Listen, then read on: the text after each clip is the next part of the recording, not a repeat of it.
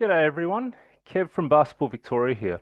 In this video, I'm going to talk you through what you need to do as a club to set up registrations for your upcoming season. Some of the steps involved here include accepting the invitation. I'll run you through registration supplements that are optional, including custom fields, products, family member discounts and vouchers. And then I'll talk you through the two methods of getting your players to register, which are participant the club, where they register to your club and then you put them in teams, or the direct to team method, where you give participants specific links for their respective teams, and they'll register using those links direct into their team. Then we'll talk about assigning participants and teams. So in the admin console of PlayHQ, when you're in your club, click on competitions and then click on the invitations tab. You see the little blue blob there indicates that you've got an invitation waiting to be accepted. So my association has invited my club to participate in the upcoming summer season, a junior domestic at this association. So I'm going to go ahead and accept that invitation. And once I've accepted the invitation, that season now appears in my list of my competitions. So I can click into view. Now, I touched on registration supplements before, so I'll just run you through briefly and touch on what they entail. So the first one that I'll show you guys is custom fields. So if you click on the registration tab and then the custom fields tab, in here you've got the ability to ask your registrants questions over and above the standard set of PlayHQ questions. The next one I like to touch on is family member discounts. So we click back in forms and scroll to the bottom. You've got family member discounts. So what this means is you can set up a set percentage discount for all subsequent registrants who use the same account. So what would happen is the first participant on that account registering to this season for your club would pay the full fee, and all subsequent registrants on that account will pay the fee with a flat rate discount applied to it. So for example, if your fee was $100 and your family member discount was set to 20%, the first family member to register on that account would pay $100, the second would pay $80, the third would pay $80, and so on. The next one I'll show you guys is products. So if you click on shop, there are two types of products currently in PlayHQ. There's Easy Merch and then there's merchandise. So with Easy Merch, PlayHQ have partnered with a delivery fulfillment provider, TPF, and the idea is if you choose to opt into this, what would happen is participants can register, and at the point of registration, they can choose to buy merchandise. So there's a set offering by TPF, and what would happen is if they ordered a particular item, TPF will get your club logo printed on that item and posted out to the participant.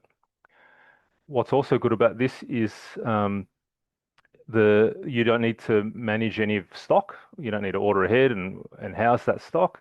And also your club will receive 10% of the profit of the sale.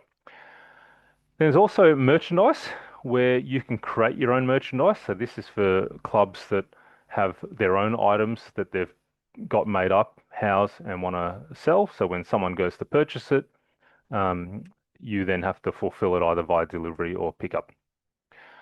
And the final supplement I'd like to talk to you guys about is vouchers. So that can be found in my organization overview and vouchers. So what happens here is you create a code that has a set discount off the registration price. You provide that code to the registrant. They put that in at the checkout, and it takes off that amount from their subtotal. So that's registration supplements. So we go back into competitions and the competition that I just accepted an invitation to before. What I want to do is set up my teams. Now, teams can be set up after you take registrations if you are using the the club model. So I'll go into that in a second. So typically what happens with most clubs, they get registrations in and then they work out how many teams they need to enter, and then they can create their teams. However, if you are using the participant to club team registration model, your teams do need to be set up first. So what I'm going to do, I'll just show you how to set up teams first. So you simply just go add a club team. You've got the option to roll over all club teams from a previous season. So what that means is every team that you registered in the previous season will get copied as the team shell into this season, and you can delete the teams that you don't need, or you could add the teams one by one. So I'm just going to add one team here. So you pick their age group and gender. And as you can see here, the team name is automatically generated. If you don't like it, you can always go ahead and change it. So you've got age group, gender, and nickname. So you might have a whole bunch of teams in your competition season. So you might want to give that team an additional nickname over and above your club team name. So that might be a particular nickname. So in this case, I might go Liberty. Or some clubs like to use the coach's surname as well to differentiate between their teams. So I'm going to go add team, and that's how you add a team. I'm going to show you now registration and the different methods of how to set up registrations for the season.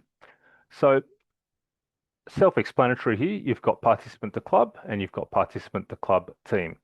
So as mentioned, participant to club is where everyone registers to the club for the season. You put them in teams, and participant to club team is where you set up the teams first and give out individual team links to various people who you've pre-selected into a team. So I'm going to show you how to set up the participant to club form first. So we just go set up form. The registration period, so typically you would set any date before today, whenever today is, because when you're setting up this form, you're generally ready to open registrations.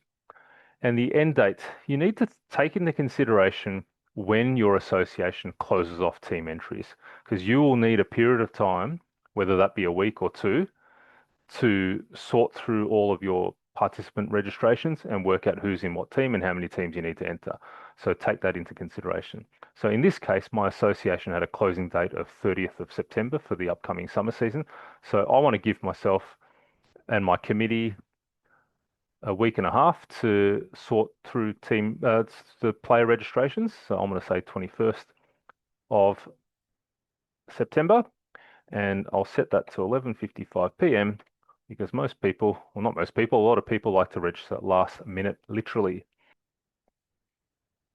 Scrolling down to the fees section, fees be from higher levels. So you've got the Basketball Australia Game Development Levy, you've got the Basketball Victoria license, and any fees set by your association will be payable too. In some cases, it will be $0. Down here, you set your fee for the season. Now, PlayHQ have got the fee rollover functionality where what it does is if you're setting up the same form from a previous season, it rolls over that fee. If the fee's the same, great, leave it. If not, update the fee. You've also got the ability to select advanced player fees, where this allows you to charge a different fee based on the participant's age or gender. Or you've also got the option of selecting a manual select option where you can set different tiers of membership and the participant can choose which tier of membership they have. So you might have a rule at your club that says if you play for if your child plays in a team that you are also the coach of, your player gets a discount, whereas players that don't have a volunteer parent pay the full amount. But for this example, let's stick with the standard player fee. Pop a 0 in the coach and team manager fee section. Any registration supplements that you have set up will pop up here. And if you had products, you can add which products you want available on this particular registration form. And down the bottom here, you could set up and type in some pricing information or additional information that may be relevant to prospective registrants before they go to register. They read through it and go, yep, whether this is for me or not. Tick the terms and conditions box or toggle. And what that does is it ensures that everyone who registers has agreed to your terms and conditions before they proceed. And I generally like to make the registration form visible, and I'll go into more detail about this in a moment. And you save your form, and that's done. Now, here's the registration link for this form that you could copy and you could send that out, put that on your website or on your social media pages. However, I'm not a fan of sending out that form initially, and this is why. I would rather go to my club page. So you go to playhq.com, search for your club, and click the register tab. I prefer to send out this link from this page, your register tab for your club. I prefer to send this link out because it gives me a lot more control later on in the registration period or after the registrations have closed. So by doing this, they come here, they click on the visible registration link and they register. Okay, so during the registration process or registration window, everything's the same. However, after registrations close, what I like to do back in the admin console, I like to go into Manage, hide that registration form, and extend out my window a little bit. And this is why. Just pretend that we've got to that stage. We've got after September 21, so say on September 22, first thing I do, I hide this form, I extend out the registration window. What will happen is, because you've sent out this link all at the start and all along, the parent will come here and see that the form's gone. They'll then scroll down the bottom and try to get in contact with you because they want to register their child. They'll email you, they'll call you, they'll say, "Hi, I'm the parent of an under 12 boy. Sorry, I've missed the cutoff date. Can you squeeze my son in?" You might say, "Sorry, we're actually full in under 12 boys. Make sure you get in on time next season." However, if the parent calls you up and they say that, "I'm the parent of an under 18 girl. Sorry, I've missed the cutoff date. Can you squeeze my daughter in?" You might find that in certain age groups, in this case under 18 girls, you're actually short of girls and you need another girl to fill a team. So what you then do is you come back in here. This link is now, or this form is now hidden, and you've extended out the registration window. You can copy this link and send this link to that particular parent. And only they have this link and they can register their child late into the season. Whereas if this link was sent out from the start and you extended out the registration window, everyone who's got this link now has the ability to also register their child late. It's also handy for coach and team manager registrations who typically are recruited after teams have been formed and well after registrations for players have closed. So again, you would send out this link to the coaches and team managers that you've recruited. So only those with the link can register and not other players who are not authorized to register. So that's the participant to club form.